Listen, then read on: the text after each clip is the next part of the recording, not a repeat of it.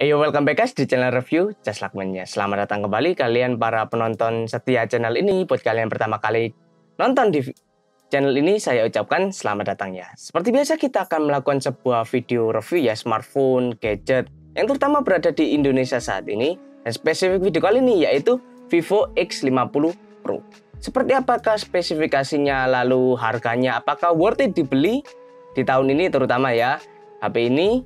Nanti kita bahas lebih detailnya di dalam video. Tapi sebelum video ini dimulai, alangkah baiknya jika kalian like, share, dan subscribe ke channel ini ya. Tombol subscribe ada di pojok kanan bawah seperti biasa, dan nyalakan lonceng notifikasi agar tidak ketinggalan video selanjutnya. Oke, tanpa panjang lebar langsung kita mulai videonya. Vivo X50 Pro. Seperti HP-HP yang dirilis agak lama dikit ya. Mungkin ini spesifikasinya juga agak lama dikit. Ya tergantung dari tahunnya ya. Untuk tahun rilis Vivo X50 Pro ini sekitar 2020 kemarin secara internasional, tapi di Indonesianya mungkin bukan tanggal seperti itu ya. Sudah dilengkapi 5G, HP ini termasuk HP kelas 5G ya, dengan launchingnya rilis 2020 Juni 2012 Juni ya. Itu untuk internasionalnya, tapi di Indonesianya mungkin lebih telat sedikit ya. Bodinya sendiri memiliki dimensi 158 mm atau 15,8 cm dengan lebarnya 72 mm atau 7,2 cm dengan ketebalan 8 mm atau 0,8 cm. Cukup standar ukurannya untuk HP sekarang ya, bahkan sekarang itu cukup standar ukurannya dengan berat yang cukup ringan yaitu 181 gram. Build-nya sendiri yaitu keamanannya layar, glass front, glass back, dan aluminium frame. Untuk keamanan Gorilla Glass-nya jika kalian tanya ya, untuk Gorilla Glass-nya sendiri tidak dicantumkan di sini, dan baru saja di website resmi Vivo untuk HP Vivo X50 Pro ini ya, di website resminya juga tidak dicantumkan memiliki Gorilla Glass apa, jadi agak rancu dikit ya. Bisa saja Gorilla Glass 4 karena ini HP 2020, namun bisa saja Gorilla Glass 5 dan bisa saja Gorilla Glass 6, tapi itu tidak pasti ya, hanya ya orang-orang yang sudah beli lah yang tahu, jadi kita belum tahu. Untuk displaynya sendiri sudah menggunakan layar tipe AMOLED 90Hz, refreshernya HDR10+. Jadi untuk layarnya sendiri sudah cukup bagus dengan menggunakan AMOLED 90Hz, juga sudah cukup bagus meskipun tidak sampai 120Hz ya pastinya. Tapi AMOLED 90Hz itu sudah sangat bagus. Dengan size-nya cukup normal atau cukup standar yaitu 6,5 inci atau 6,6 incian dengan screen to body ratio hingga 90%. Resolusinya juga 1080 x 2376 pixel itu juga cukup standar juga dengan PPI density atau pixel per incinya, kerapatan pixel per inci yaitu 398. Platformnya sendiri sudah menggunakan Android 10, mungkin bisa di-upgrade ke Android 11 atau 12 ya karena sudah update ya. Mungkin bisa saja, ya mungkin tidak bisa. Dengan FunTouch atau UI-nya dari Vivo sendiri yaitu FunTouch 10.5 mungkin bisa di-update ke versi terbarunya. Chipsetnya sendiri sudah menggunakan Qualcomm Snapdragon 765 5G 7 nanometer. Untuk konfigurasi CPU-nya sendiri octa-core pasti dengan 1x2,4 GHz, 1x2,2 GHz, dan lainnya 6x1,8 GHz. Dengan GPU-nya sudah menggunakan Adreno 620. Jadi untuk OS-nya sudah menggunakan Android 10 ya seperti tadi. Chipsetnya juga menggunakan Snapdragon 765G 5G. G-nya untuk gaming. Jadi untuk chipsetnya sendiri sudah bagus ya, dengan GPU-nya sudah menggunakan Adreno 620. Jadi untuk gaming sudah bisa digunakan dengan baik ya ini pastinya. Dengan memory card-nya tidak ada slot card memori ya, sayang sekali. Terus untuk internalnya sendiri dengan versi 8128 RAM ROM-nya dan juga 8256. Ini mempengaruhi harga juga, nanti kita bahas harganya di bagian belakang ya.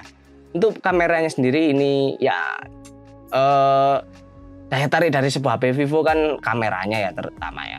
Dengan kuat main kamera belakangnya ada 4 yaitu 48 megapiksel wide, 8 megapiksel periskop telefoto, 13 megapiksel telefoto, dan 8 megapiksel ultra wide. Dan juga fitur lainnya yaitu dual LED, dual tone flash HDR, dan juga panorama dengan video outputnya 4K 30 fps hingga 1080 30 fps.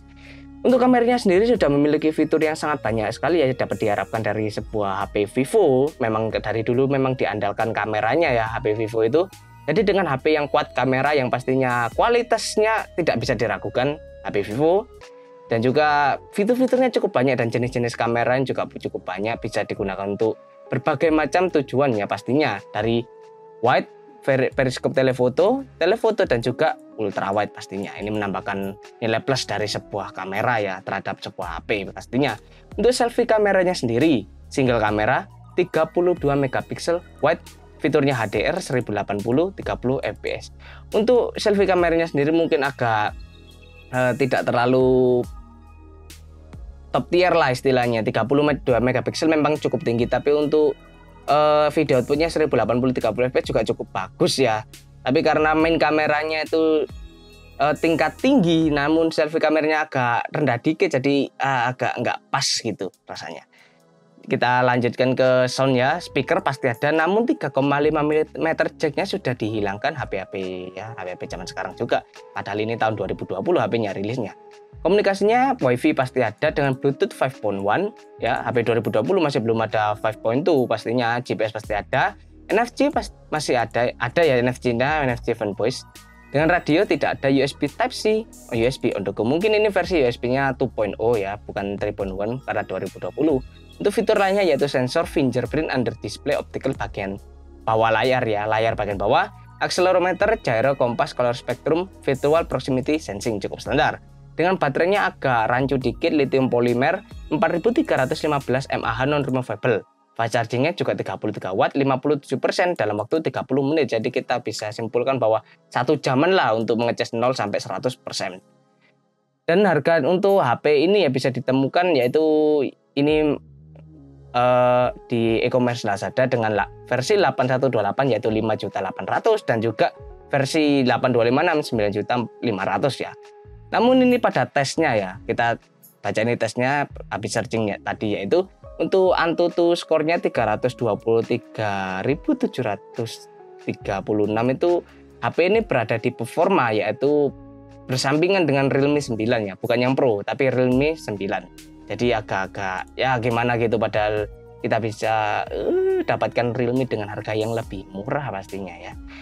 Baiklah, kita ke summary dari HP Vivo X50 Pro ini.